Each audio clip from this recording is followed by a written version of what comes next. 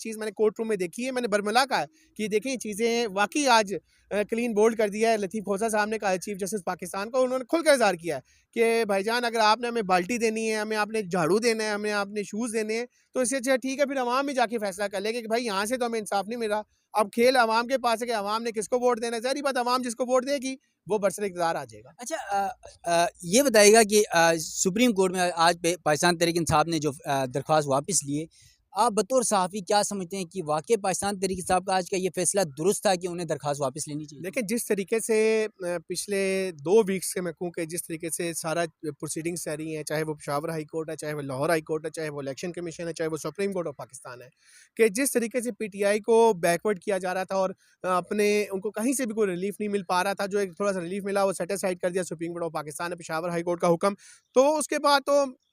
मैं कहूँगा कि सियासत है ना, सियासत में आके ना इंसान को कुछ अपने